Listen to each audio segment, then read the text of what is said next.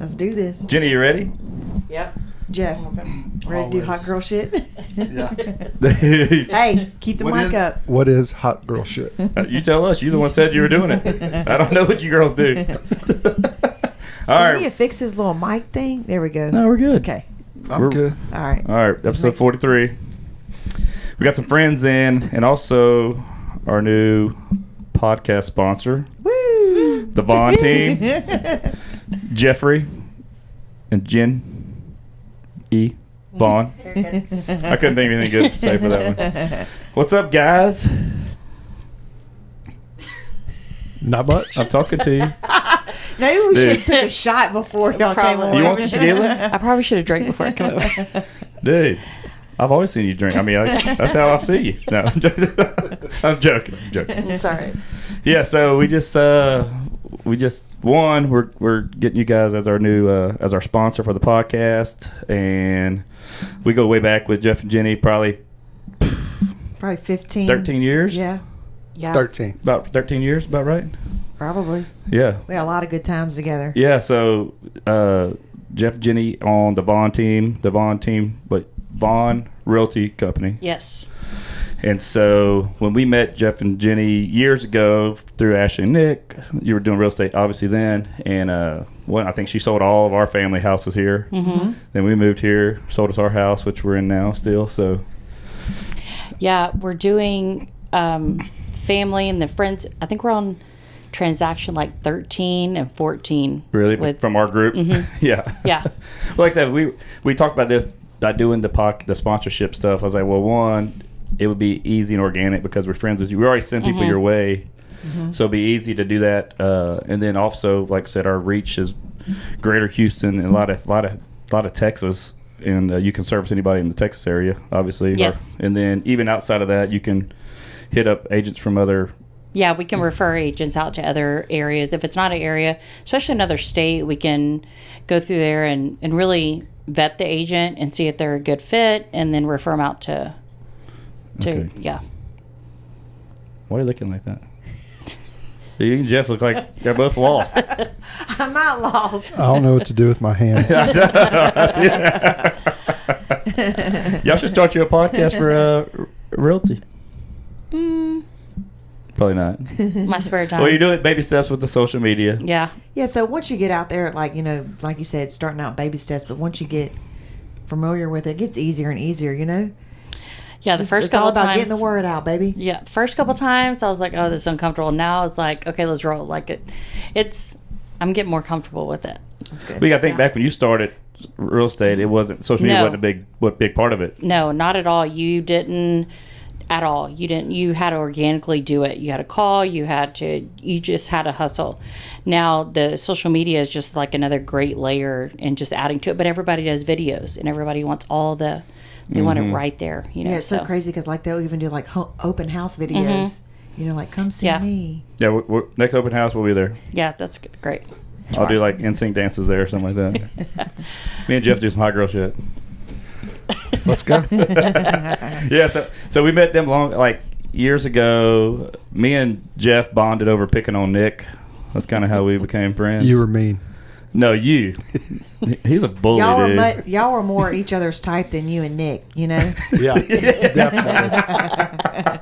Bullies seek each other out, dude. Exactly. We try to see who's the alpha male Yeah. with these other guys. Yeah, so we had a bunch of so they lived on the same road as Nick and Ashley, so we met, and we would have these block parties, crawfish bowls, Halloween parties, all kind of stuff. So like I said, we became friends for over a long time, and then that was so much fun. We had so much fun. So there was some good times. I mean, we were probably here every weekend or just about, No, we came here a lot. Yeah, we did. I think every Friday we drove in and stayed the weekend. Good times. Yep, till y'all got hit with the mold. Yeah. Fun We're into everything. Turn your life upside down. Life. Yes, so that's 13 years ago. Yeah, you probably were 6. Oh my God, that's crazy. Crazy how young Avery and Aubrey were when we met them. Yeah. I actually met a lady the other day that knew them from when they were like babies, and it was like the craziest thing that she remembered the girls, and it was like they were like 3 months old. It was a random lady that stalker. I know. It was crazy. I was like, oh my, but it's, of course they're grown up now, but it's 16. I mean 19 and 22. So how long have y'all been together? 22 years. 22. Same as us. Married for 19. Okay, so Okay. married for 17. Yep. So we're 22 years as well. That's so crazy because So y'all were out of high school. I'll let Jeff tell the story. Oh yeah, go ahead, Jeff. I was out of high school for about 2 years, and Jenny had just graduated. high school. Mm-hmm. Yeah. Okay. She was a freshman. Okay. He was 22. Yeah. Do the math. I'm bad at math. That's all you got? Yeah. That's So it? That was it. Okay, so how did y'all meet? we went to high school school together. together. Okay. Yeah. Like, we knew each other from school. Go Bulldogs. Yeah. For So sure. did y'all date in high school or no? No. No. Okay, y'all were just friends. Mm-hmm. Okay. We're just a couple years older than her, though. Oh, Yeah. okay. Yeah, he was older than me. And Jeff being the star football player, you know, all the girls. Everybody wanted me. Everybody. Oh God. She had to wait in line. Dude, he's like Al Bundy. But, okay, so I got to her number 2 years after high school. Oh, take a line. Take a number. so who made the move? It was mutual, Oh, it was mutual. I think. Oh, you're so sweet. Dude, if I know Jenny, she was begging to date you. I know. I was in the Army, stationed in Germany, and I came home on leave. Oh, where did we meet? You said, wait for me. I mean, like that day. Yeah. Hey, what's your origin story? Oh God. You've never told the story, so I want to hear you say it. There we go. Oh, I because you tell don't people remember. all the time. You do? Dude, Yeah. every time Dale knows the we story. play golf, he tells me. It does. I'm like, dude, I get it. I know him for a long Yeah. time. Isn't that crazy? That's a long time ago. Sometimes you don't remember things, but It you is need to a remember long- how you met. No. I think it was at Allison's house. Sounds familiar. Could be. Yep. Yeah. Was that And a friend then- of y'all's? Yeah. And then from there, and then got pregnant, and Same day? no. Damn. Oh. Oh. We wait. eased into it. Okay. 6 months. Oh, 6 Oh, 6 months. It's crazy how sometimes that happens to people, you know? Yeah, it was. So y'all living out of wedlock? That's cool. Yeah, for a couple years. And yeah, But so you were stationed home. So did you go back? No, he was stationed in Germany. He Oh, came on. He came okay. home on leave. Oh, Yeah. okay. And then I went back to Germany. Okay. Mhm. And you're Then she got pregnant. He was gone. I don't, No. no. No. That's how this happened. he came home and May I don't remember. How long were you there in Germany? 2 years. 2 years. Okay. 2 years in Germany and 2 years at Fort Hood. Where's in that? Killeen, Texas. Oh, okay. Yeah. And then Yeah, we started dating while I was at Fort Hood. Okay. That's not terribly far from here, right? What, about 4 hours, I think. Oh, okay. 3 or 4 hour drive. yeah. Y'all had Aubrey before y'all were dating? Dude. Or y'all got pregnant with Aubrey? Yeah, hey, it's all coming out now on the podcast. Earmuffs, all, Avery. That was the day we started dating. Yeah. We got pregnant with Aubrey. I mean, she'll be 23 in February, so we've been together 23 years. Oh wow. Yeah. Okay. Yeah. Dang. Yep. Then we had Avery. Then we decided to get married. Dang. You had to test the waters. Yeah, that's what Jeff says. It's way more fun to say my baby dad anyway than say my husband. Baby It was daddy. way better. We had a lot more fun with it. I mean, So yeah, okay. So you had both kids before you got married. Okay. Sometimes people do it opposite, you know. Well, we didn't have careers. We were young. We were still kids. Like, Were you? right. we didn't have the money to get married Is at the it- so you- time. did you go? But you had enough, but you can get pregnant and have kids. Well, yeah. Did you go to Alvin after you got back from the army? Yes. Okay. So you went there when you got back. That's when you went to. Yeah. So how old were you when you started Alvin playing baseball? 22. That's old in college. Yeah. Just I guess to start. I'm saying. Yeah. So you were a star football player in high school, and then you were a star. I was never a star football player. Okay, so you're No, I'm baseball. gonna call Henry Puckett. He'll tell you. He'll tell the truth. Okay, so it's baseball. All right, No, Jeff played college baseball at college Alvin. baseball. Okay, so your good friend Jacob, did he play college? He played McNeese. And then he went further. Yeah, he went first round draft pick. Okay, gotcha. I didn't do all that. Yeah. Hey, but he played past high school. That's always Yeah, that's a big that's deal. Yeah. What And position- Alvin's a good baseball program school. Oh, really? Yeah. What position did you play? First base. Oh, first base? Yeah. Wow. That's where they put the big donkeys at. Yeah. He's like Adam Dunn. Y'all don't know who that is. I know it's all good. No, some sports player. Okay, so he got back. Y'all were dating, and then he came back, and then so y'all were when he was in college playing baseball. Y'all were together, obviously. Yeah. Aubrey was 1, 2, Yeah. and then quickly got pregnant with Avery. Now you're playing baseball with these 18-year-olds. You got a kid already. Yeah. Yeah. Oh, with 2 kids I did. by then. Yeah. That's how most of them remember me. Really? Yeah. Oh, you were the guy with the kid. Yeah. You're old now. No, I'm kidding. Well, it's all full circle because now you're there coaching baseball, Yeah. that's pretty cool. And then Yeah. you say your coach, the coach there was who was there when you were, or he was one of the coaches? Yes, he was the assistant while I was there. That's crazy, man. Yeah. After 40 years, that's good. It's been 20 Yeah. 20 years since I finished playing there. Dang, that's crazy. Yeah. It's like full circle. Yeah, I mean, you're already busy enough. Might as well start coaching baseball. Yeah. Yeah. Hour away. So how long have you been doing real estate? It's my 13th year. Okay. 13th. So how much changes has been? How much changed in the first, say, 10 over the last 3? The first 10, I mean, it was, I mean, definitely the technology really picked up over the last couple of years. But, I mean, the hustle's still there. You still have to do, like, the thing, the logistics of making sure that everything's great. But over the last 10 years you're just learning real estate, really. And then the last 3 has been technology, just amping up your technology. What It's been about, intense. like I'm sure back then, like 10 years ago, there probably wasn't that many people doing it. It is nowadays because I feel like everybody's getting into. Yeah, super saturated. Yeah. Yeah, there is. I mean, it has like a 78% failure rate. Like within 2 years, most people that sign up for real estate or that get their real estate license quit. Yeah. I mean, it's not easy for sure. It's when you get your real estate license, they're teaching you how to pass the test. Right. is what real estate school's teaching you. After that is where the craziness comes in and what you have to learn and the rules and all that stuff. So that's where it really determines if you're going to be able to make it or not is, your the average agent does 7 transactions their first year. Oh wow. Yeah.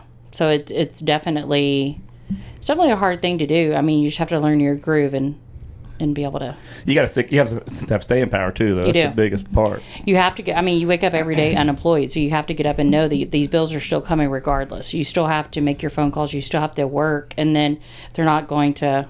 Well, everybody's got a cousin that does real estate too. Yeah. Cousins, moms, ex-boyfriends, sister. Yeah. It goes pretty deep. Like, there's a lot of people just have that on the side. Yeah. And don't do anything with it, but then they'll screw you guys out that are like, this is what I do every day. My family livelihood. Yeah, there's some out there that'll do that, or there's some out there that just do it as a hobby, which is fine. But then you have somebody, we do it full time, and like I said, this is our livelihood. So it's definitely the ones that take it serious are the ones you really want to do business with too. So you've always been, I guess you've been so now you have your own place, which that means you're you're a broker? Yeah, I'm a broker. Got my broker's license this year. So you have to have 900 hours to get your broker's license and so many transactions and things like that to qualify if you don't have a bachelor's degree, which I don't because clearly we had kids and all that stuff first. That's okay. Like you said, college isn't for everybody. Right. It's not. I'm not meant for that. I can do other things all day long, but not sitting in a classroom. That's not my speed. But so I'm a broker. So, but we opened up our own brokerage in May of 23. Awesome. Yeah. Oh, yeah. But before you had your own teams before at other places though. Yeah, I was at. So I guess I gave you runway to kind of learn that, I guess. Doing It that. did. Being able to, because everybody, a lot of people, when they get in real estate, they want to be a broker, or open up their own, start a team. There's all these milestones you want to hit when you're in real estate. So we did. We were able to go from the team, and I was able to do some leadership things and learn the ropes of the leadership side of running a brokerage. And so that really helped pave the way for me to be able to start our own and to be able to take it from there. So Jeff, when I met Jeff, he was doing oil field for a long time. And then when did you start doing stuff with the real estate side? 2016 is when I got my license. Dang, it seemed like it was just, it don't seem like that much that long ago. It's been a while. Yeah. That's the year we moved here. 2016. Okay.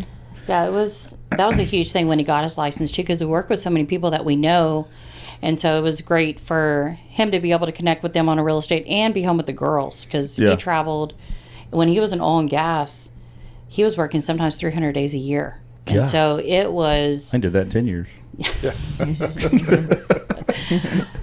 It was crazy we had because some busy years. Yeah. Well, whenever you got your license, though, you weren't the same. Weren't you like construction or something? No, he was doing like commercial stuff early. Commercial. Yeah. Okay. Yeah, I did some commercial Did y'all try stuff. to compete with each other? No. I would No. win. Oh, what? Dude, it's called I the would Vaughn win. team. I don't know. I'd win. Well, I didn't know. Whose name's on that? Exactly. title? Just the I name. don't see your maiden name anywhere on that. Yeah, it wouldn't flow very good. Yeah. What's your maiden name? Hagen. Oh, Hagen. Yeah. The Hagen team. Sounds Yeah, terrible. no. Yeah, That place get destroyed by the Vaughn team. he reminds me of that. Whose name's on the Yeah. back of this? Which I Yeah. don't see a lot of people. I mean, I don't hear that name, Vaughn. No. The last name like that spelled that way. Or Are you related to Vince Vaughn? Mm. I figured. Yeah. So yeah, I remember that because that was when the oil field was kind of going. Yeah, it had tanked in Yep. 15 or 16. And so I took, about 6 months off, just hung out with the girls because I'd never really spent time with them, and then got my license. Did hot girl shit? No, I'm Yeah. kidding. Let's name the episode. Hot Girl Shit. The girls. So that don't sound right. How was it being married and working together? How was it? Yeah, because you're with each other all the time. So This is a trust tree. You can say whatever. At first, it was tough. We had to get used to being around each other. Not for me. I bet I'm just but you've been kidding. gone a lot too. The so last Yeah. couple of years, it's gotten really easy. Yeah. We kind of feed off of each other and know like how to act around each other. yeah. Well, especially in form business wise versus Yeah. home. Oh, we still make out. Oh, dude. HR is always like, dude, y'all can't kiss in front of your employees. It gets weird. Yeah, it was. Oh, they do. Oh. Dude, Jeff makes up every time I go up there. Jeff. All the time. Yeah, it was when he was traveling a lot, and when he was able to take off of work, and I mean, when he was at home for a few months, it was nice because again, the girls didn't have him. They would see him, and that's why I couldn't really take something full time because, I had to do something that had flexible hours because I didn't want to miss none of their parties or you know what I mean. And so I was always there, and so that really helped. And so when that happened and he got his license, it really was able to go time for my business and just really drive hustle. it. Yeah. And then that, I feel like that was a huge stepping stone in our business and created where it's at today. What made you decide to leave the oil fields and try real estate? Well, oil field tanked. Oh, okay. Yeah, there was no jobs at the time. Okay. Yeah, that's really the drop. Like I said, everything happens for a reason. It's probably Yeah. the best thing. Yeah. Or did you say something? Hey, let's join together. No. Yeah, it made you decide to get your license. It was years of being gone from home, Okay. majority of the year, just built up, and then it tanked. We seen an opportunity for me to get out, and I took it. Yeah.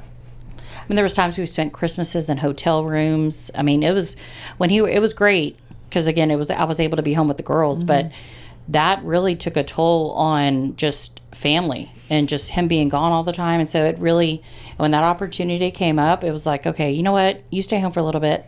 You take them to school and, you spend some time with them. And then once then he started going stir crazy, got his license and started working together. That's good. Yeah. I don't know if me and Chris go work together. No. I'll be a slave driver. What? No, because the way he talks and then I talk back. Oh yeah, she's so tough. You know her. But I don't have a filter. I don't know if I told you. I almost got into being in mortgage. Yeah. When I was at the cell phone company in Lake Charles, and they had it's called Louisiana Mortgage in Lake Charles. They were really big. I had a buddy of mine. He was like He's like one of the top guys in the state. Wow. And they want me to go work for them, so they gave me all the big books. They're like, hey, just study these books back and forward. I did it for like a month or two, and then I went to the test. I passed the test, and then like it was literally probably the week I was like, okay, I'm gonna do this. I'm gonna go put my resignation in with Sprint, and we found out we were pregnant with Mackenzie. Yeah. And I was like, man, my buddy's like, dude, he goes, this is hard. It's going to take you, he goes, you can do it. It's going to take you a year or two to really get the groove and like kind of learn it. And like, it's going to be tough. He goes, starting with a new family might be more than you want to do financially, you know, because you get that draw, but that ain't going to be, that wouldn't really make me help us survive. So I didn't do it. But like literally I was a week away from jumping into that. And if we'd done that, probably would have never moved, honestly. We would have never been in this world working for Nick and them. Yeah. No, like I said, that's part of it, you know. So I'm so glad we left Louisiana. Yeah, now we love it here. We love it here. I like your house. I like my house. You better. You sold it to us. I know. You're like, you want to move? Or your friends are like, I know of anybody. I'm like, no, I'm not moving, y'all. This house is perfect for us. We love our neighborhood. I ain't moving anywhere. I got like a 2.2 mortgage rate. know, really. Interest rate. Dude, I ain't going nowhere. No. I know. We had a friend that she just bought a house not too long ago, and her interest rate was what, 7.5 or 7.6. Yeah. What's the mortgage rate right now? You don't know? Like what's the last one you closed on?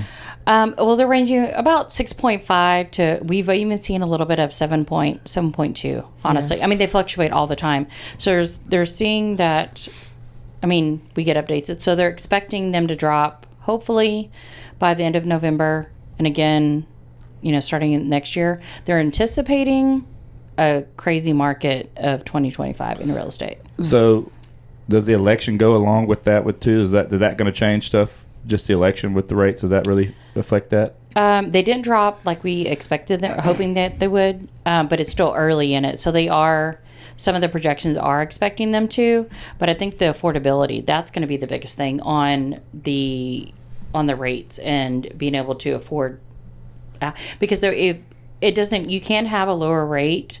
You can't have a really low rate and a really cheap house. Yeah, Yeah, it's got to be one or the other.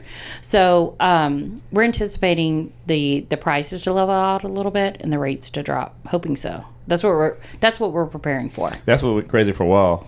The houses went freaking crazy, man. During COVID, people were getting the money for them too. Yeah, they were, and I was talking to somebody about that the other day. It's crazy because you can.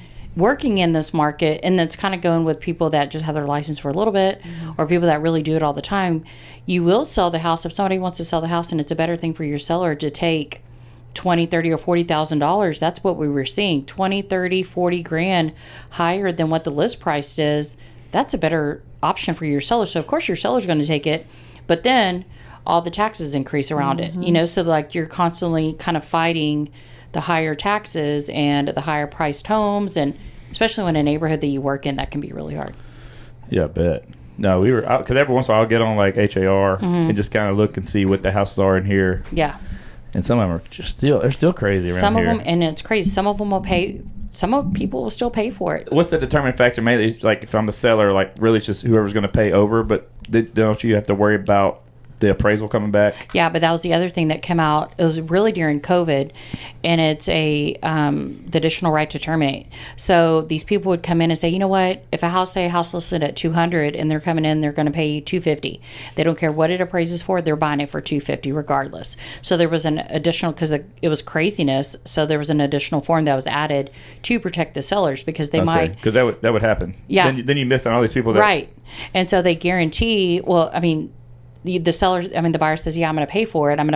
No matter what it appraises for, that's what I'm buying it for. So that was a huge thing for the sellers. You know, a lot of them took advantage of it, but at the same time, it screwed the market up. It did. And so it had after COVID, probably 2021 and 22.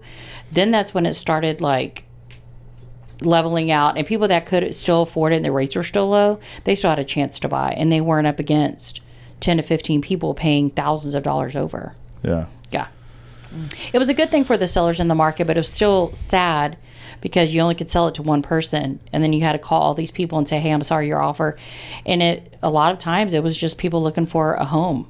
You know, you'd have investors in there wanting to rent it or whatever, rent it out as an investment, but you didn't always, that part sucked. That, you know, the sellers were happy and you were happy for the sellers, but it sucked that the 20 other people had to find another home, and they were going to be up against the next thing unless they were selling their like soul. Have they made any changes on how much money you make on the houses? Like, it still goes by the percent stuff, like if you're the lister versus... Yeah, well, as far, there was like a lawsuit that came out earlier this year. That's what I heard something about. Yeah, there was a lawsuit that came out, and the seller could always determine if they wanted to pay your buyer's agent or not. You never had to. That was always negotiable. And so now it's determined where it's notated and where, you know, and having that, because now the seller's aware, which there was a little bit of confusion when it came to the lawsuit. So now the seller is aware, and it's up to the seller again if they want to pay the buyer's agent, and which can be a disadvantage to a seller, you know, because if a buyer wants to come in and say a buyer is saying, I don't have any extra money to pay you, so only show me houses that they're willing to pay you 3% or 2%, whatever it is, because I can't come up with the difference. So the buyer's agent has to go to these houses and say, hey, are y'all, you know, how much are you paying? What's the compensation? And then that eliminates some that aren't willing to pay. Oh, wow. Yeah. So instead of the way of, you know, like I said, it's a disadvantage for a seller not to do it, because a buyer needs a seller just as much as a seller needs a buyer, you know? And so when you have that communication, you have that conversation, and know that's how the process is, it's much more, you know, easier for everybody to understand. Wow. Okay. Yeah. That was the biggest thing. And to like where it's nationwide. So that was a big part that had to be disclosed and things like that. They wanted to change the way that it was disclosed and stuff like that. Yeah, I was wondering. I remember hearing something about that because I wasn't sure. I know on the mortgage side, you're capped at how much you make per thing. It's different versus in the selling side. And there's some agents. I mean, there's some sellers that are still paying 3% commission. I mean, compensation. And then you have some that are just not willing to. And it's like I said, it's up to the seller. Wow. Which sucks for the buyer again, because you know, they might have X amount of dollars and they can't pay you anything out of pocket, you know, for that. And so you've got to go and find a house that's willing to pay you for your time. That makes it tough. Yeah, it does. It challenged, and like I said, it's a conversation. It's having that conversation with the buyer's agent, explaining how the process works, and it's a conversation with the seller. When you go to list a home, having that conversation with the seller is so important too, as you know, because a lot of times too, buyers have so many closing costs that most sellers aren't aware of what they pay for. I had a friend that she just put her house on the market, but she didn't go through a realtor. She put it on some page that you can pay a flat fee. Like, how's that? So then people they say, "Well, buy your house for cash." No, and it ends up costing you on some of those. It can end up costing you. You know, if you as a seller, if you typically do, if it's say a seller does 3% compensation for each side, by the time you pay taxes and all the things and the fees, it ends up being about 9%, and that's if it's full compensation on each side. If you so on some companies, it can be upwards of like anywhere from 15 to 19%. Yeah, because they like list her house and they do everything for her, and so I think does she make a little bit something off of it? I don't know. It just depends. Now there's some in there they'll come in and offer, and there's a percentage that some will use, but it just depends on the what company it is and what their bottom dollar is. You know, what they're willing to fix, and so that can be a little into. Most people, when they do for sale by owner kind of situations too, they end up losing out on the market and the exposure of what's out there. Because I mean, we pay HAR, which is our local association. We pay a ton of money just to be to have that monthly, the back end stuff. The monthly, quarterly. Do you get leads from that? No. No. Now, if somebody inquires on your app and they like a house that you have listed and they'll Okay. inquire about that, you'll get a lead through there. But no, you don't pay for leads through HOR. So what's your best success for getting houses listed that all through referrals? That really mainly how you get those? Yeah, that's my biggest. We've personally never paid for leads and things like that come through. So most of ours is referral based or people of our sphere, things like that is usually how we get business. That probably helps being from LaPorte. Yeah. And then being big up in this community Yeah. too, because it's a... Yeah, now that 146 it's like 20 minutes. Yeah, I know. It's It's so nice. nice. It's sweet. It cuts 13 minutes off my drive to Baytown just from having that. Yeah. I believe it. Yeah, it's nice because most of our stuff is pretty much up in between Baytown, Mont Belvieu to Galveston, anywhere up around there. So anything down 146 is pretty much our territory. But 146, I mean, LaPorte is, I mean, we know that like the back of our hand. So having that and living in League City Yeah. helps. How hard it was for you when you started selling real estate? It took you a while to get used to it, or you knew a lot just from hearing Jenny? I told him everything he knows. Yeah, I figured. It wasn't hard because I'd been around it for years, Yeah. you know. Yeah, so what can a new rep expect to make in the first year, you think? Like I'm new, just got my license, I'm going to work for a place. What kind of money can they bring in like a first year? I guess it depends on what they can bring to the table, but it depends on their hustle. That's the biggest thing is like, and in this business, kind of going through the real estate, it's not what you know, it's who you know. Yep. Because if you're out there networking and you're out there hustling, you're going to get busy. And I've seen it where some agents will come in and they don't have business for 6-8 months. poof. And it's sad. And it's really because they're really, they have bills to pay too. Unless you have a good nest egg or a secondary income that's going to be able to float and pay the bills in those gaps, it can be hard. So when you get ready to do that but then I've seen agents come in with $1 million listing in the first 30 days. Yeah. So, and that's a good chunk of money. So Yeah. that just depends, what kind of the hustle you have. It's all about that is how you're willing to work. And you can't, take off 5 days a week and work just open houses and expect to make $100,000 that year. Yeah. It's not gonna work. How long did it take you to get from when you got started till you feel like, okay, this is going to be like the year? What year was like, okay, this is my year, baby. I know. Well, no, it's like this is year like, okay, I'm all in now. Like this is the game changer. I'm sure starting out was all tough. I spent one summer by myself, and that was when I didn't have. Now we do have a team. We have a transaction coordinator. We have a full-time admin. We have a team of people. But before I did one summer by myself, and that was a lot. And then that was the only summer I did it by myself. And the next transaction, it started from I think my first year was 28 transactions, and then just went from there. But you have to leverage out. You have to have people that are good at certain things. And What year was your biggest what was your most transaction in a year you've done? I'm sure Jeff beat it, but I was curious what you did. oh yeah, What was your banging year? You know it. Probably before COVID. COVID was a big one for us, and that was also doing all of our mold stuff. So really, about 18 to 21 is when that was really intense, the mold stuff. But I want to say 20 to 21, it was pretty intense. Yeah, I want to say, oh God, I can't remember. I'm supposed to know my numbers.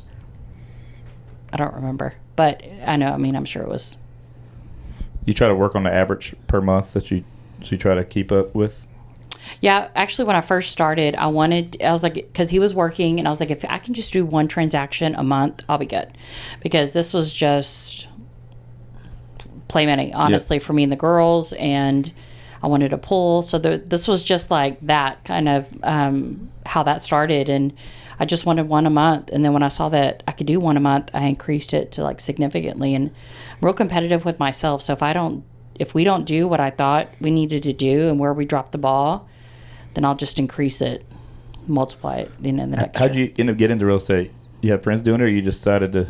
No, I didn't have any. We had a realtor that sold us our house, And honestly, it was about flexibility. That was my big thing with the girls and with his schedule. Because if he was working out of town, I could pick up and go to where I needed to go to be with him for Christmas, whatever we needed to do. So I was like, well, I can do that.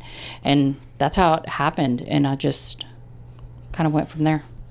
Yeah, I'm sure this area is super saturated with people because you see it, especially social media. You see it on social media for sure because you see all these people. Right. Just everybody in our neighborhood, bam, bam, bam. Yeah, I mean, just alone in Marbella, how many people are There's quite a few that have their own teams and do things as well that you see. I mean, you see it all. So that definitely makes it a competitive market for sure. It does. It does. But, and everybody knows somebody. Everybody knows a realtor, like you said. Everybody, it's somewhere.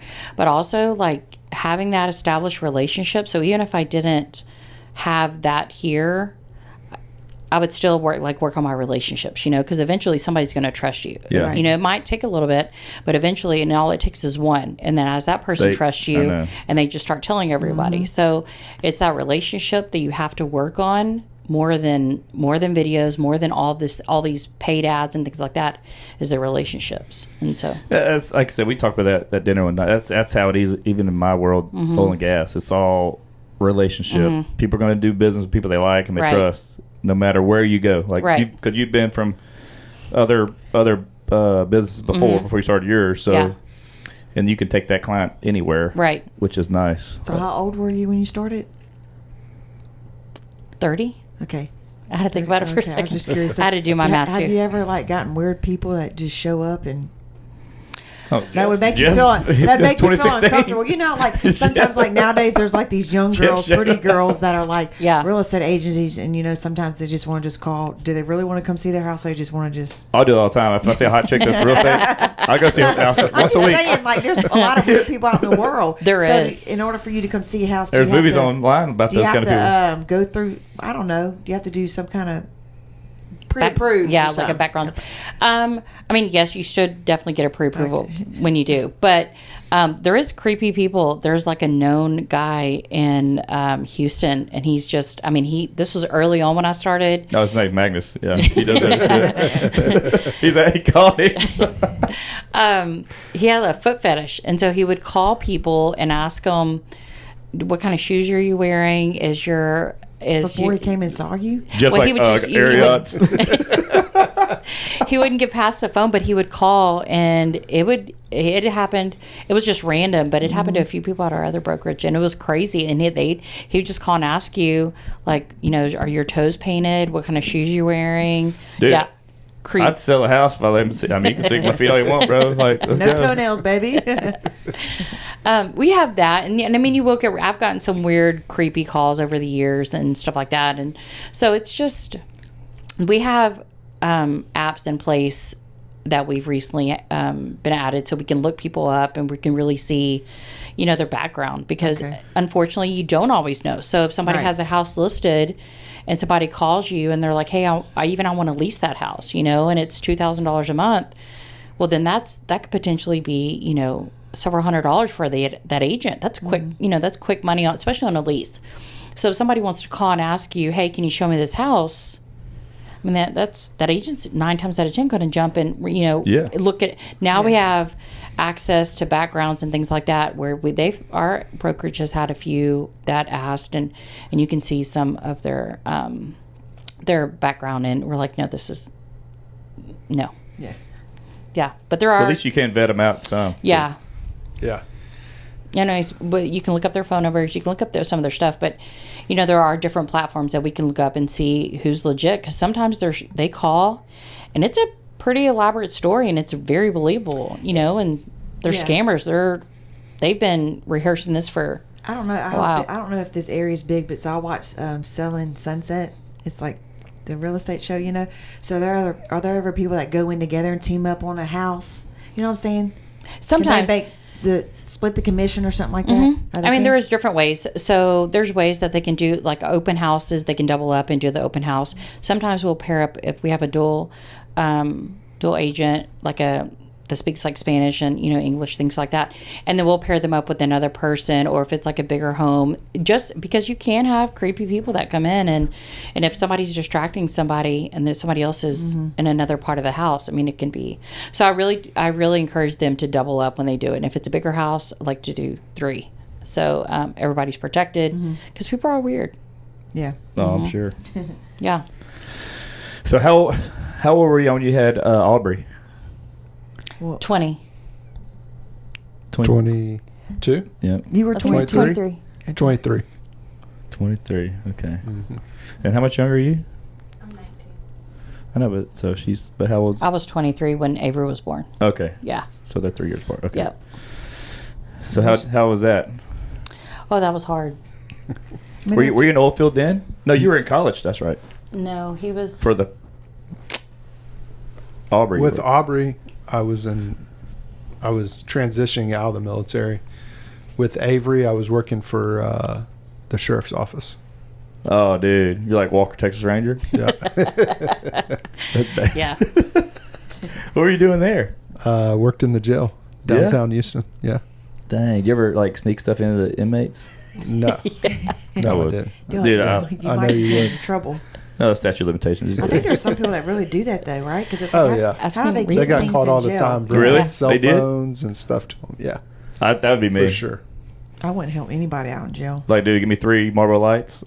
What you want? Hook them up. I just watched that show on Netflix, that Unlocked. You seen that? So it's a jail. It's like a bunch of they have like murderers, like people that they're waiting for their sentences. Yeah. And they're in this jail, and the warden was doing this experiment. There's a show on Netflix where these guys were locked up 23-1, so they have 1 hour out each day. So what they're going to do is they keep the doors unlocked 24 hours with no guard in there.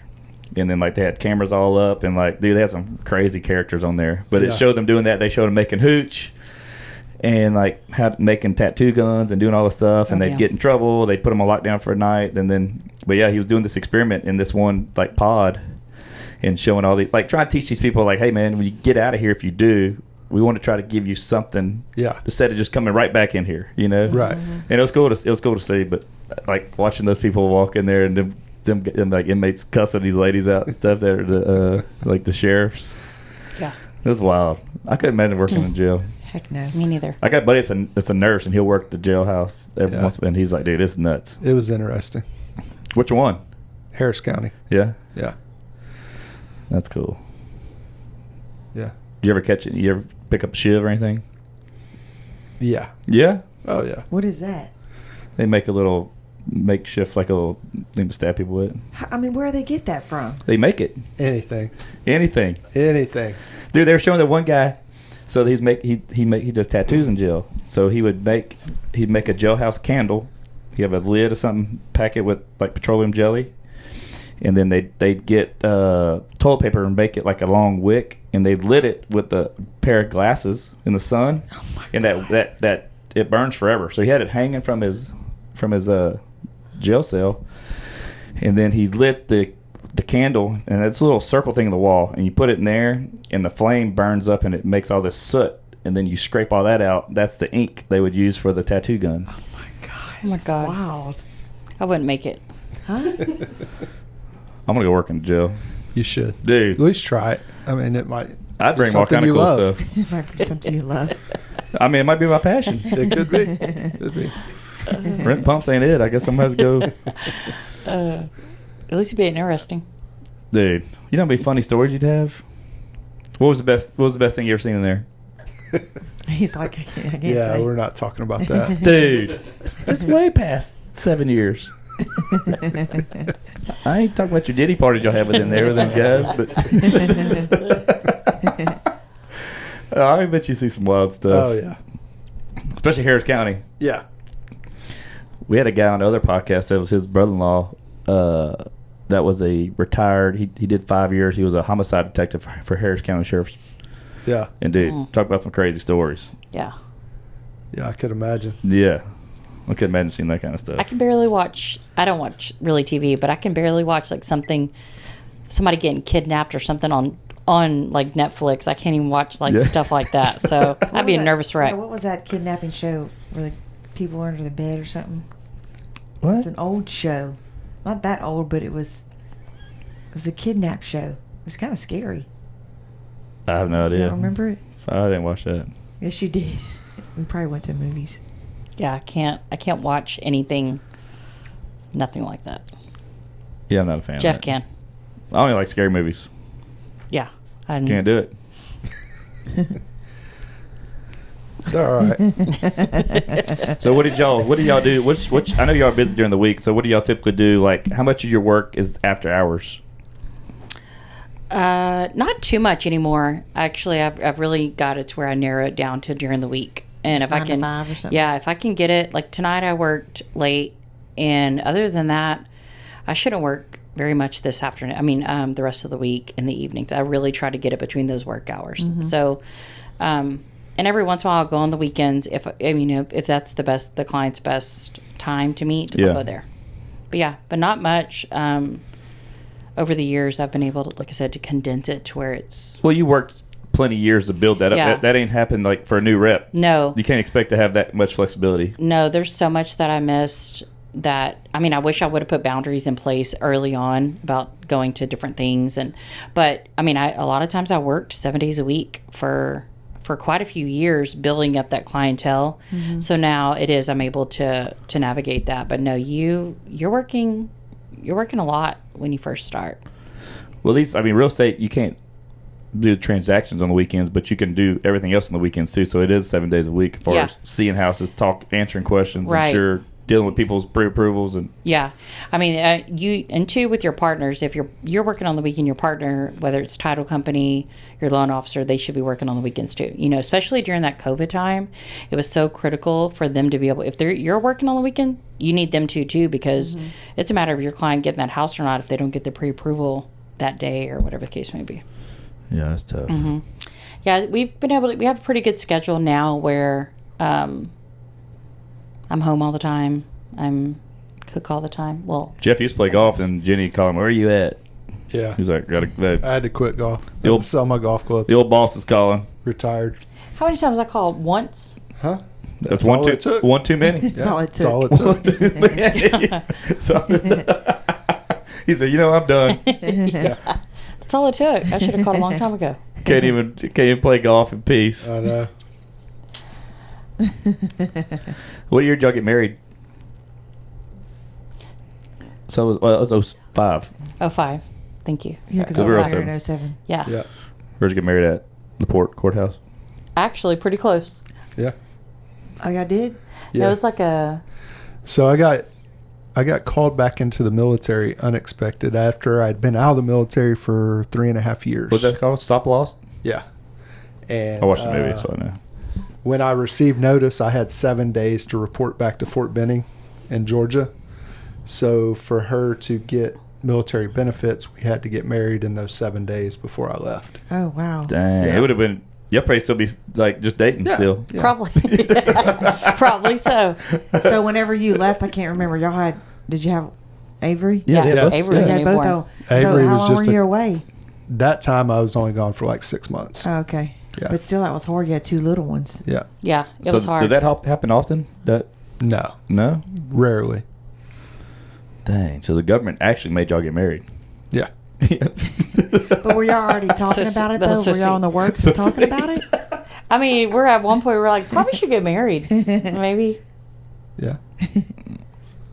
But we had to make sure we liked each other. Well, Jeff after. still played his options. He had still a couple of those cool numbers from high school he was working on. I dare him. Yeah. Yeah, it was, we got, Avery was a newborn when he went back. It was hard. Aubrey was 3. Avery was a newborn. I was trying to work full time, which was crazy at 23 years old. What were you doing then? Yeah, I think I was working at Univar. It's a chemical distribution company, and that's what I mean. It was hard. Like I said, it was hard. It was hard trying to navigate Did him 6 being months gone. gone with 2 little kids? Yeah. It'd be Yeah, tough. that was the only time they were in daycare, like ever, and that was hard putting them and just trying to manage everything while trying to figure out where he was at and stationed and all the things what he was Did you go back overseas during that time? No. Went back to Fort Benning. You were in the Army, though, right? Yeah. Yeah. Fort Benning, train up, and then came home. What year was that? 2005. 05, okay. Yeah, 05. Mm-hmm. Was there a conflict going on then for that to happen? Yeah. Okay. Still, Iraq and Iraq. Afghanistan Okay, were both okay. going on. Dang, man. Yeah. How was it in Germany? It was fun. Yeah. Yeah. I was only there. I was stationed there for 2 years, but like 13 months of those 2 years we were deployed. In Afghanistan? Kosovo, Oh, nice. the Balkans. Yeah. How was that? That's cool. Did you ever shoot a gun? Did I ever shoot a gun? Like there? No. No? No. Sissy. I've been shooting there. Raising hell. Dude, I can't believe you were in the Army. Was boot camp hard? Not really. I mean, I guess if you spend your growing up playing football and baseball and sports, it's not much different than that. Really? Yeah, it's Well, not. maybe nowadays. A lot of it structure is. and yelling and got to do Yeah. stuff. I mean, it's the Yeah. same thing. I know. If that, you played high school football in Texas, you were going to breeze through boot see, camp. that would be so hard, just somebody yelling in your face, and without you saying something back, because if you said something back, Dude, you're not that tough. I'm just Yeah. saying though, but like, wouldn't you as a teenager? Maybe we can get you signed up as Dude, a but I'm no, guest. but saying- you got prep from coaches that would kick his ass. I know. Yeah, our I know. football coaches were just like the drill sergeants. yeah. Probably meaner. Well, that's just like our friends cheerleaders at that facility. They get up in them girls' face too. I just can't imagine. Yeah. Yeah, it's not for everybody. It's not for everybody. everybody. Some people do not cope in that environment. Yeah, especially. Yeah, because I graduated in 01, which was I was right when everything was happening. I mean, a few months later was 9/11 hit, and so I had buddies that were joined the Marines right after we graduated, and so they were part of all that frontline stuff. So Yeah.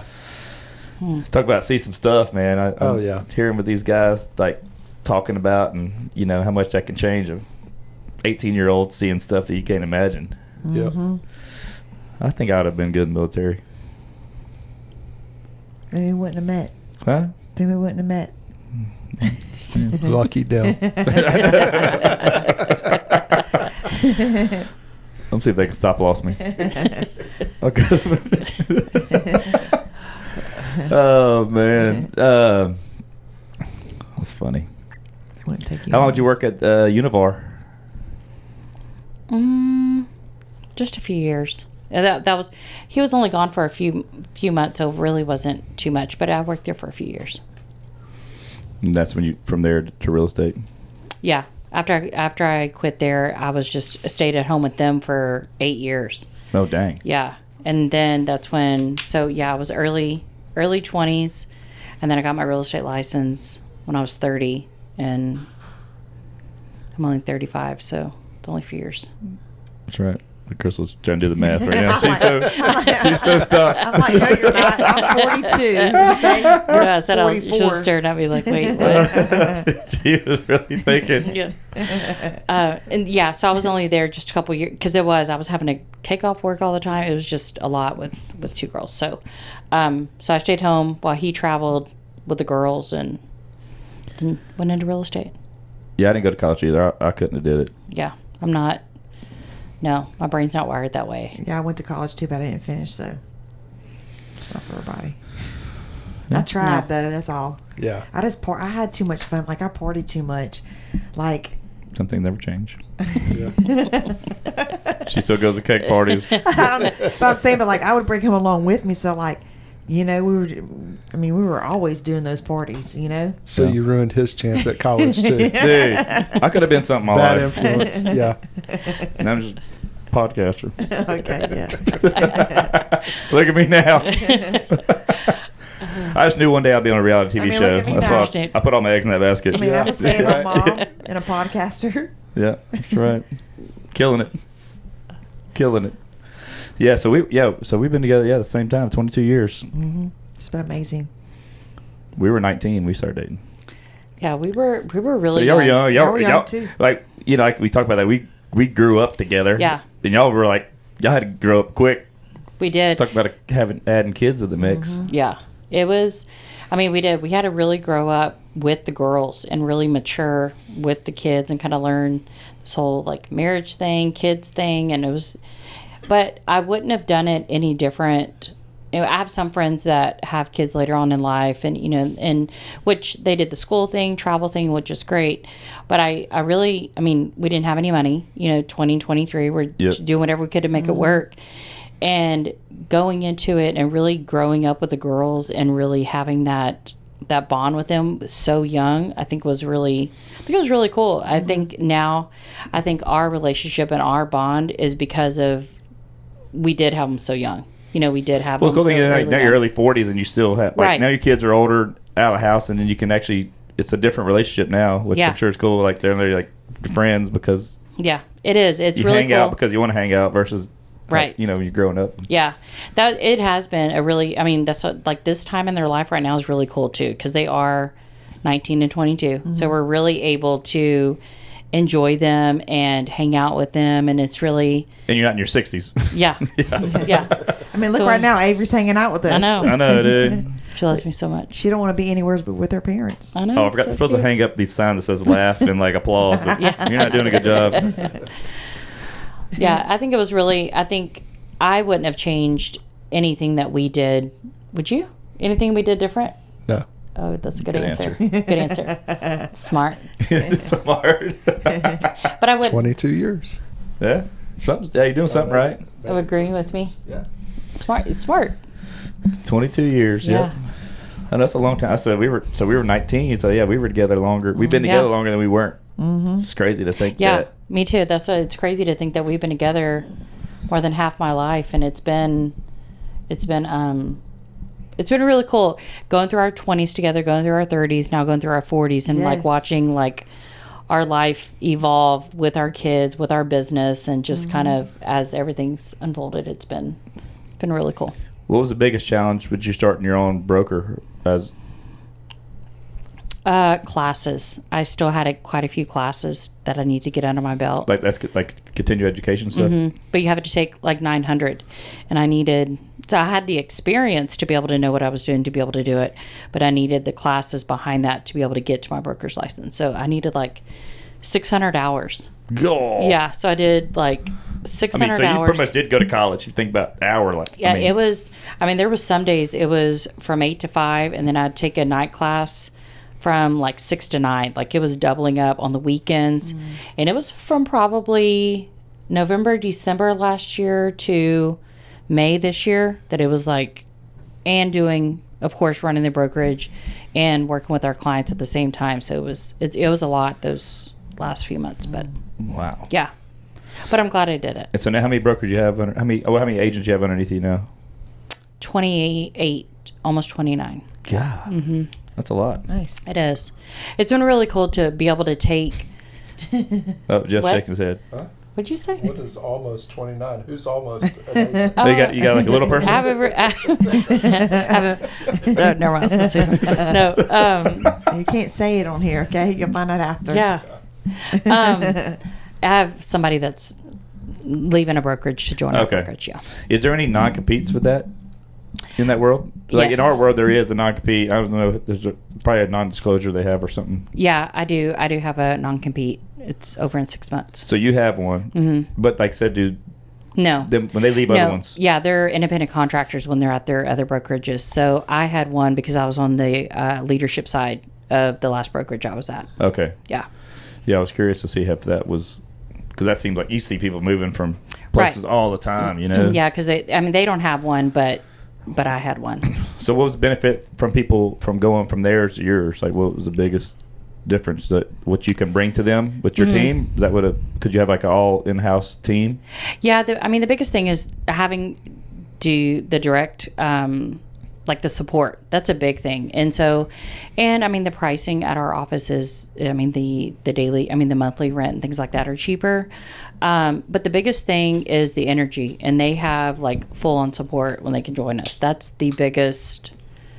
Because sometimes if there are at another brokerage, some have transactional brokerages where they'll just pay a few $100 and they're on their own. And then you have some that need additional training. So there's just variations of other brokerages. All of them are very different, actually.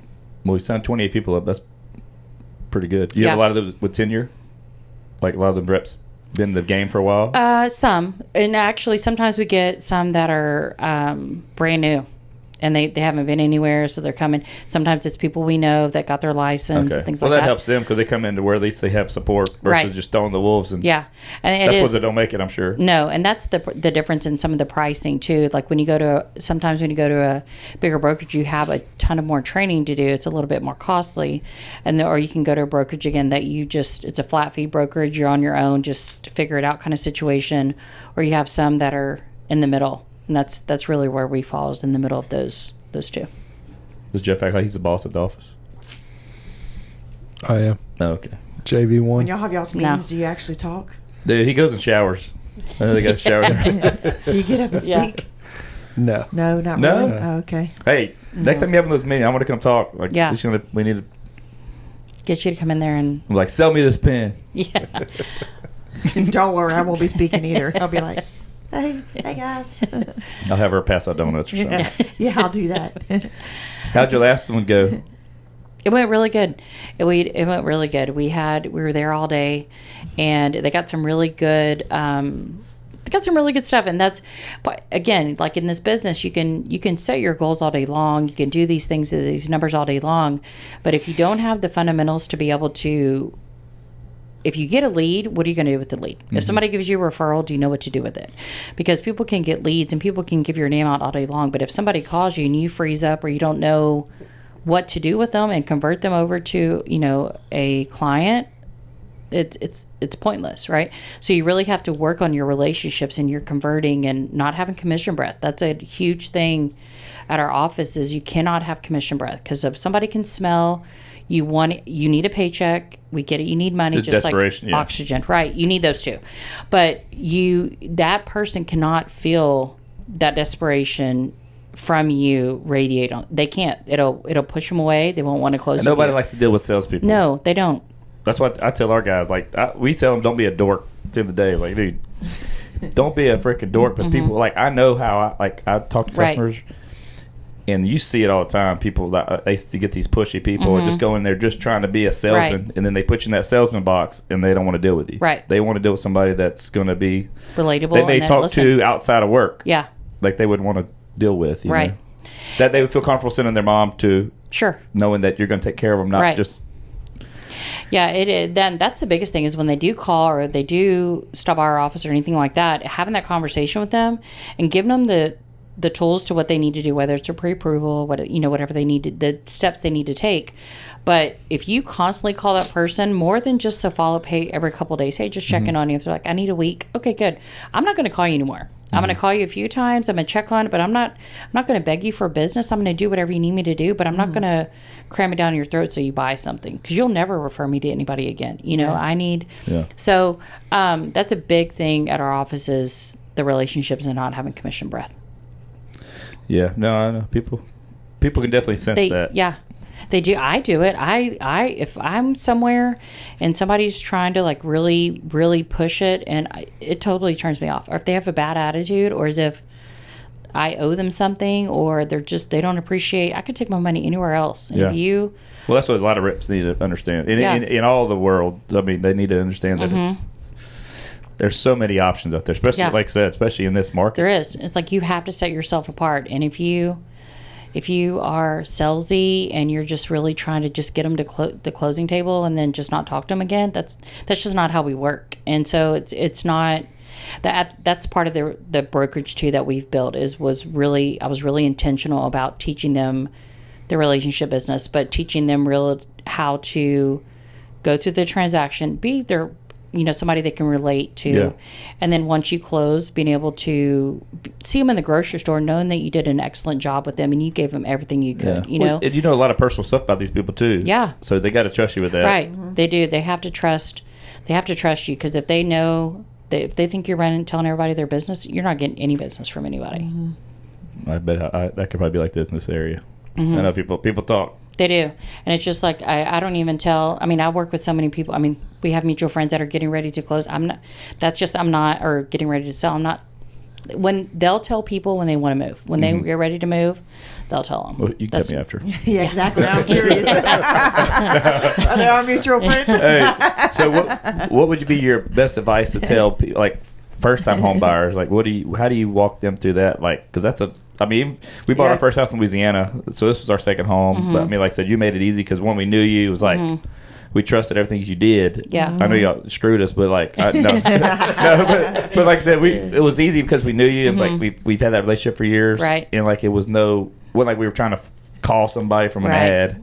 But like, what kind of advice would you have for like when we bought our first home? I mean, it was kind of daunting. I mean, we were young and it was like, oh crap, like big purchase. It is. It's a really, I mean, the biggest thing is having somebody that has experience with first-time home buyers. That's the biggest thing. And they have to be patient because these, going into it, and every time you buy a house, you realize what you want and you don't want. You're like, we don't want, this room again, or we want this kind of bar next time, or we want this kind of backyard. So every time you buy, you know what you want and don't want. So being able, as an agent, being able to pick up on what's important. You want to make sure that they know you're not going to get exactly what you want. There's no house that's perfect. Custom or not, nothing's perfect. So being able to really tell them what's important, the bones of the house, this is the easy fix. Let's go ahead and so really listening to what your clients want and what's important and why they're moving. That's the biggest thing on an agent side. And same thing for a buyer when they're looking for an agent. Really ask them, their experience. And it might be a brand new agent that is just starting out, but if they're going to sit there and listen to you and be patient with what you want and really show you what you're looking for and guide you down the right way, to what a reputable loan officer and things like that, that's important. That's important for somebody to really listen to you, listen to be intentional with what you're looking for. Mm-hmm. Yeah. Jeff, got any advice? No. I want to see Jeff sell a house. He's I'm learning right now. Yeah. Yeah. He's like, I need to clip this part. Oh, man. You've been staying pretty busy with it? No. No? I've stepped away. Yeah? Yeah. Oh, good. Just coaching at the Because school. you're doing baseball. I'm there from noon to 5 every day and then still coaching the kids. So I usually come home, eat dinner, then leave again. Oh, wow. And get home about 9:30, 10. Okay. Yeah. Yeah. So it's been a very busy fall. Was there a reason why you just decided you want to step away, or this opportunity came up without, like the baseball, Alvin? Yeah. You miss it. It came up, and yeah. So. He's good at it. And it kind of, we do work together all the time, all we need the time. a break sometimes. Yeah, No, so I get it. it worked out. So I was like, you know what, this is great. So Yeah. go take advantage of that. You go do that, I'll do this. Yeah. I But heard the oil field's doing good, Jeff. Yeah, I wouldn't want to go back to that. Yeah. Especially after all the years you've been out of that. Yeah. You're like, oh, man. It's rough. It was about 3 or 4 years ago. I had a guy call me, and he needed somebody to cover like a 7-day job out in West Texas. And so I'm like, okay, yeah, no problem. I go out there, and like 28 days later, I come home. Oh, crap. And then he calls me 2 days later. Hey, man, can you go back? I'm like, nope. No. Nope, that's it. I'm done. No. Yeah, I ain't about that life. No. That was, and you would think with the kids being older too, that it would be a little bit, no, because we have such a rhythm. It's so habitual Yeah. now, and then you're used to being around each other. Right. And then you're like, oh, crap, it's way different. Cause Yeah. Yeah, we do get along pretty good, so that's good. So, y'all's office is at, well, you are part of the heist, part of that building, which you said you're growing out of it, huh? Yeah. Yeah, we have. We are looking for a little bit bigger spot so we can host our agents. And Just kick them people out, cut and hurry. Yeah, just keep Sonny there for me. That's all I need. but yeah, we're looking for something a little bit bigger, a little bit more room for us to grow in, to be able to evolve and do things. Yeah. So, and that's on 518. Yeah, it's on 518 in the Heist building. Yep. Did y'all jump in that immediately when you started? No, actually, we were just at home. Okay. We were working out of our dining room. It's kind of like, okay, this is how it's going to work. We're going to do this. And then Nick and Jeff started talking, and Nick was like, hey, we might, have the spot open up. and we're like, oh, that's perfect. That's plenty of space. And Until it wasn't. yeah, we extended. I cannot talk. We It's expanded. still enough space. I don't think so. He's not there. Oh, we left this one open I know. space now. But I mean, it works for a lot of our stuff is on Zoom too, so that does help. Not everybody's in the. I was about to say, does everybody come in the office? No, not everybody. About half of probably about 15 to 20. But like today we had an event and we were all in one room together, and that wasn't even half of our agents were there, and so some visitors. So it was really tight. Now, I mean, it works for the time being, and it's been great, and it's a great location. We just need a little bit more space. We need a filming, recording room. We need some other things. So to be able to expand and take our business to the next level, we really need to open it up a little bit. Good problem to have. No, for that's sure. good. Especially starting out. You're like, I mean, Yeah. Yeah. Yeah. it's always good when you can expand, knowing that you're like, okay, we can handle this Right. because the business we're doing and what we're building. Yeah. You see, you believe in it. Like, so. The market this year too was a little bit. It was odd. I mean, the rates were down, but people. The fact is, people can't not move. They can't be homeless. So no matter who wins the election, they cannot be homeless. So we really had to. I mean, just honing in on the real reason why they're moving. So we had a lot of people moving out of the area, but also we had just as many moving in from out of state into the area. Being that we're so close to oil and gas, like the Mecca here. Yeah. There's a lot of people coming in out here from all these plants that have from other states, other countries too. I know that coming in here. We had quite a few that retired and moved out of the area, and then we have several that are moving in from, like I said, out of state, whether it's the chemical industry or construction or things like that. So there's always somebody moving here. I Always. bet. A lovely city. Oh, so do I. I just got a Me tattoo. too. Says it. It says League City, I love League City. League City logo. Yeah. Yeah. I'm gonna get one. I mean, why not? You already got a Donut Dell tattooed face. I'm get a Vaughn Realty one. Yeah, that's a good idea. Be like NASCAR. I want to prove that. Why? Because. Why can't I get it? Just because. Why? Because. You want? It has his last I'm name. a walking okay? billboard, dude. That's my name. Well, if I got the word Vaughn on my leg anyway, it's VON. Yeah. Might as well put VAUGHN. Might as well do that. I'm saying I can't talk right now. Me and Jeff doing hot girl shit Yeah. There you go. at Vaughn Realty. That's your new slogan. Next summer. Next summer, We're making shirts. hot girl shit. Yeah. I mean, is it Hot a girl team? shit with Vaughn Is it a Realty. team? Do you have any men working for you, or is it all ladies besides Jeff? We have two other couples that husband and wife that work with us too. Okay. So yeah, but majority the rest of them are women. Yeah. All right. He's one of the girls. I'm asking y'all the last question. Y'all ready? Oh God. Jeff What first. Okay, Jeff. What is your number one marriage advice? Oh. Careful. Just do what she says. Just Oh, do you're what so she smart. says. Attaboy. That a That's smart. boy. Dang. Now, what's your real answer? That's it. Jeff's pretty easy going. So she wears the pants in the relationship. And the blazer. And the blazer. And the blazer. Yeah, that's power blazer. Yeah. I don't know. Y'all been married 22 years. I Been know. together 22 years, yeah. It's really easy, honestly. So it's growing up together and maturing together and kind of going through life together. It's not, you don't think about it as like work, or advice, I guess. I don't know. You don't think about it like that. So it's just, I think the respect, we really have a lot of respect for each other in our marriage. That's a huge thing.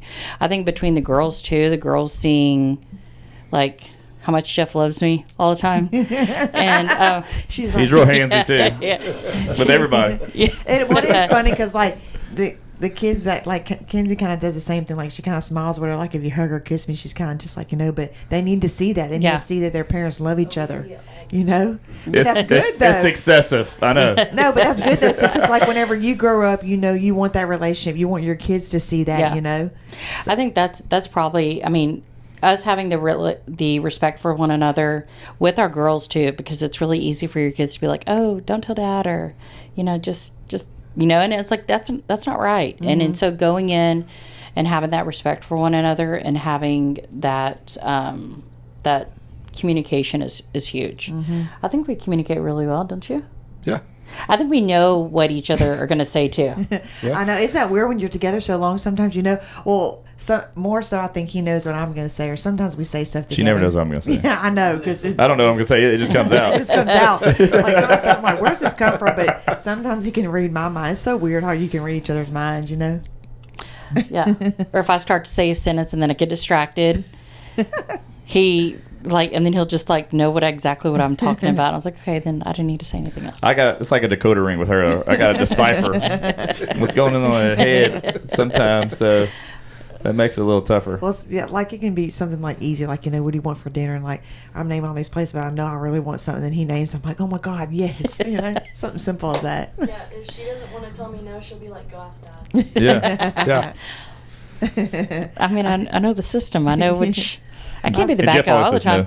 No. Yeah. Well, my thing is the kids will ask me something, I'll say no, and then they'll go ask Dale, and Dale say yes, and they come back and well, Daddy said yes. I'm like, oh my God, but I said no. He'll say the opposite answer just because I said yes or no. Well, my mom say no, I would say yes. Exactly. Or if I said yes, Dad said no. Yeah, I'll just be like, Dad said it's okay with him if it's okay with you. Oh, there you go. That's how you do it. Yeah. You got to play them against each other. That's what they do to us. Yeah. They tried for a long time to do, but we've been able to manage it. Yeah. Well, I'm excited to get started with you guys. Yes. So we need to figure that out as far as how we want to, like I said, one I want to get involved in some things we do to help you guys out. I would like to talk to your team on next time you have one of those things. Be fun just because, like I said, it's all sales, it's all people game. Right. Depending on whatever widget you're doing, real estate or oil and gas. But I'm not sure how to talk to people. So no, yeah, and they would. They have a really good sense of humor too. So they would love anything like that. So they're willing to take. I'll bring props too. Yeah. Like Carrot Top, I'm gonna smash some watermelons. It's Ashley's building. Yeah. It's Ashley's building. I can break out with the national anthem. Oh, she's definitely singing. She's gonna. Yeah. No, I'm not. We need to do that. But so Vaughn Realty, you can find them at 518, and then your socials are what? It's under Vaughn Realty. What are you posting your video? Okay, Vaughn. Okay, yeah. That's what you're posting under now. All this stuff. Is that on TikTok as well? Yes, Vaughn Realty, and it's on Facebook, Instagram, and TikTok. So I know we're gonna add on our website. I'm gonna add something on there. I'll probably get them to add some kind of link to where it can email us, or you give me an info email, whatever you have for your, I guess cold leads would come in. Yeah. To where they can send something like that to send something over to you guys to get leads, and we can track some from that. Also from people we send your way. Yeah. But like I said, this is going to be an easy one because we've used y'all, we've been friends forever. We send people y'all's way anyway, so it makes it easy. We're not just trying to okay, hey. Yeah.